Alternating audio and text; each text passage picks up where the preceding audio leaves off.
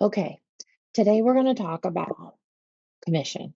Beyond just filling out the regular commission, we're going to also talk about a couple of scenarios as it relates to commission. So I'm here in an opportunity that I have created, and first, before you even move to the commission tab, I want you to go to this little panel here on the side and make sure that you have some pieces of information. So right now, we're going to make sure that we have the address in here for the property because that's going to make it so much easier when we get over to that commission tab.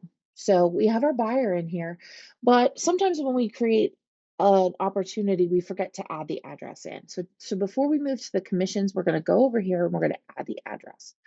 Okay, and I'm going to add the address of a listing that I have currently on the market. When I start to type it, it's going to come up in here.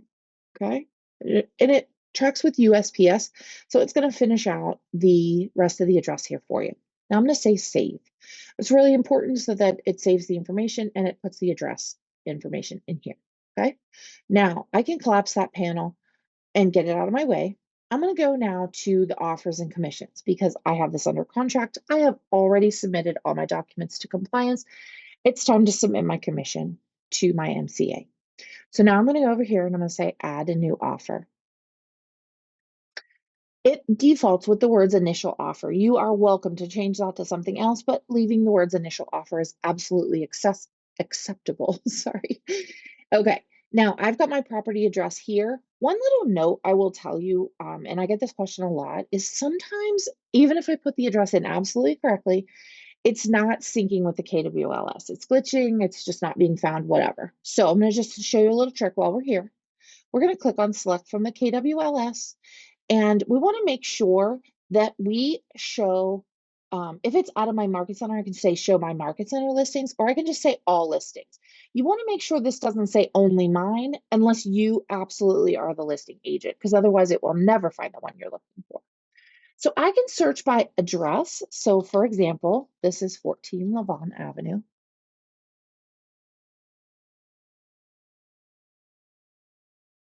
And I can search the KWLS, see if I can find it here. Here's my listing.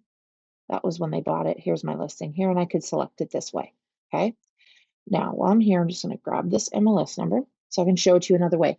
If it was not coming up with the address, a workaround with this is to come up here where it says street address, and I want to click on that down arrow, and I want to select the MLS number.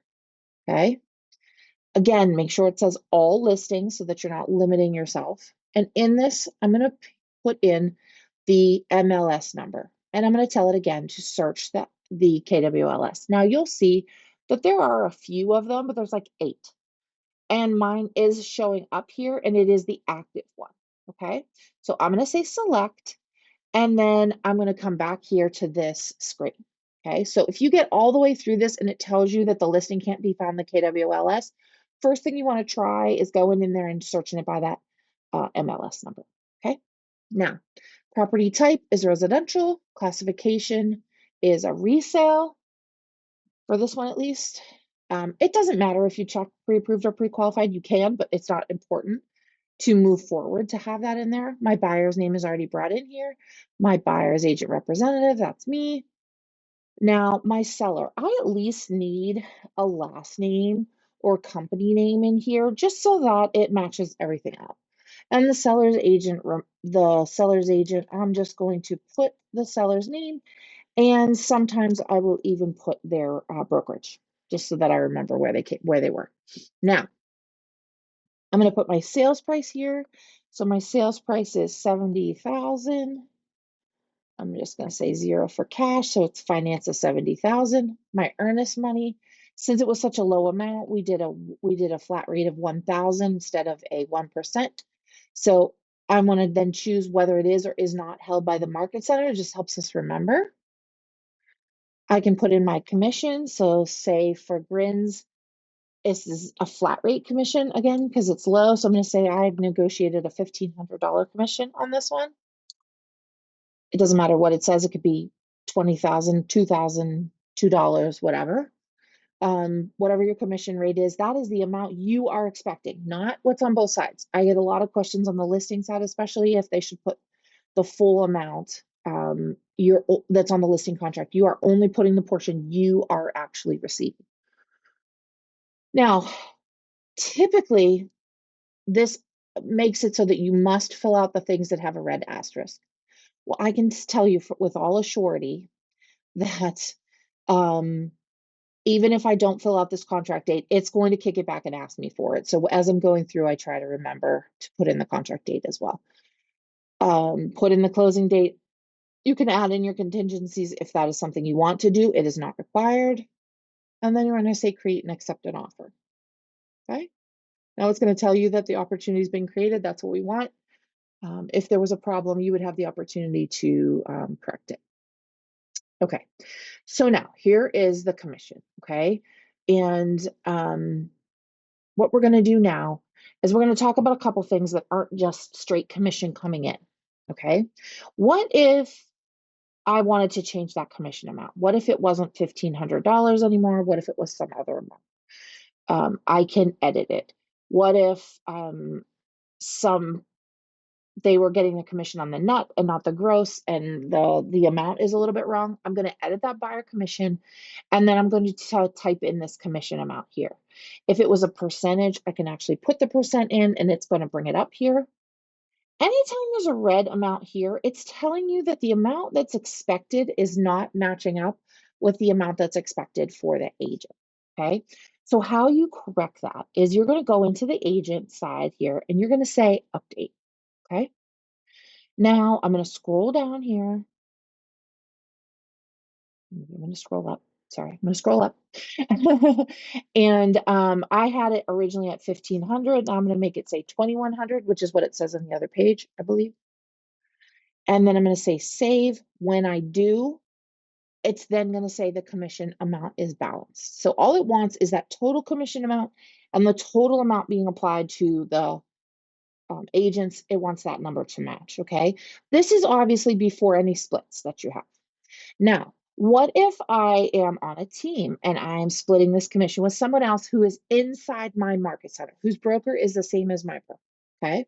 Because if they're not in our market center, that's called a referral, and that's something different. Okay. But I have somebody who's inside my market center who I'm splitting commission with for whatever reason. Okay. Oops. So what I'm going to do is I'm going to say update. And I'm going to go up here and I'm going to say, and it asks me what my commission split is. So I'm going to say I get, it's not going to let me do it until I put the other agent in. Sorry. Okay. So what I'm going to first do is add another agent.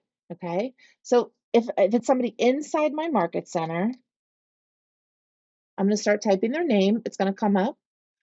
Okay. It's going to ask me how many units. Now this is just a 1-unit building. So even though I'm sharing commission, I'm not sharing my broker units. So I'm just going to say 0. Okay. She's not getting the units. I'm getting the units. She is getting the commission. All right. Now I'm going to come down here to commission split and I'm going to put 25%. Okay. So she's getting 25% of that total $2,100 commission. And I'm going to say save. And it's yelling at me. Don't worry. It'll be okay. We'll fix it. All right. So now I'm going to go back to mine now. And I'm going to say edit payment again. And I'm going to come up to my commission split and I'm going to say 75. So I get 75% of that total. She gets 25% of that total. Okay. And then I'm going to say save. When I do that, it is then all happy again. And it has broken it down based on who gets what. And then if I want to see how close I am to capping, if I click on that payment breakdown, I can actually see how close I am to my cap here.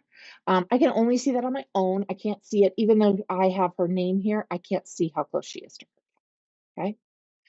All right. So now I'm going to come over here. It's going to bring in the total commission. Thought we had fixed this. Hold on.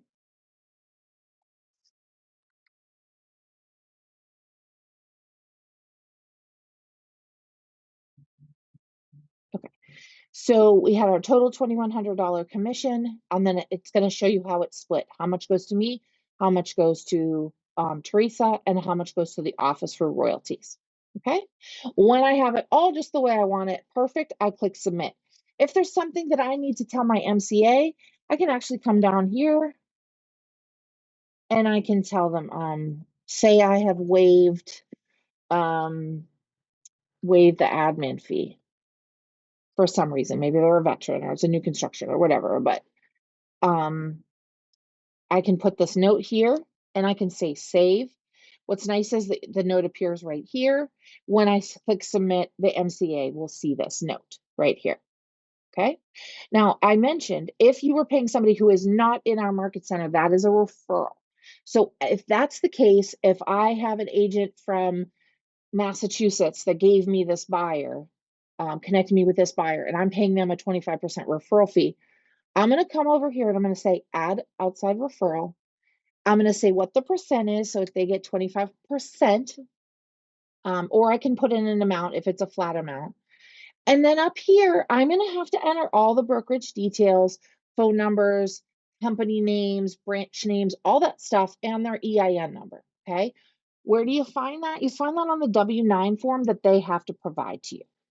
So they will send you the referral form that you will sign off on saying how much referral fee you're supposed to be paying them. They will also send you their W-9. If they don't remember, you need to ask them for it.